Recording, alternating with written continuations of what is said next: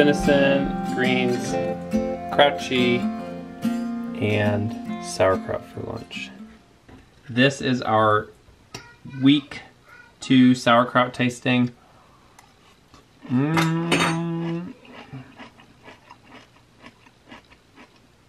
Very good. It's got an awesome sauerkraut taste, but it's still crunchy. In my mind right now, it's probably the best of both worlds. This really fresh taste you can have early on, the stronger taste later. I'm gonna leave my sauerkraut out. I probably won't do another sauerkraut tasting video with this batch. I would love to hear how your sauerkraut's doing. Those of you who left it out for another week, who are at 2 weeks now as well. Mine is delicious. I will just say, if you want your sauerkraut to last for many weeks, well, let's say months, you don't have to put it in the fridge, but you should put it in the most cool environment you have outside of the fridge.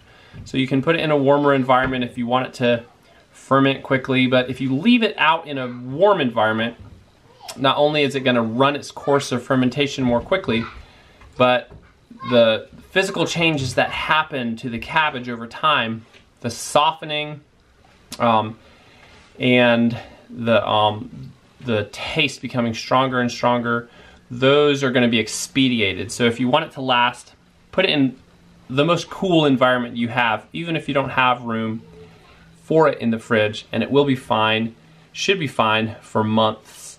By this time, the lactic acid is abundant enough that it really should be preserved. If you want to, you could get a pH test kit and test your sauerkraut. I've never found that necessary, and I would say most people who do it at home aren't testing their sauerkraut batches. I do believe for commercial purposes, there's a threshold that you have to get below a certain pH. I can't remember what it is. It's 4 something or 5. Pretty sure. I may be wrong. I don't honestly ever plan on testing sauerkraut except for fun, just because I'm curious how it comes out. All right, thank you all for joining me with this project. I am so happy to have done this together. I'm gonna do some more projects like this. I have to think of the right one. It has to be simple. If you have a suggestion for a project that we can do together on a Saturday, leave a comment below and let me know. I may do another fermenting project.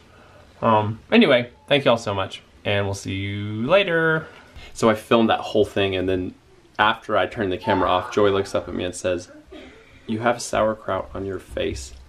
Yeah, I did. I had sauerkraut on my face because I took such a big bite.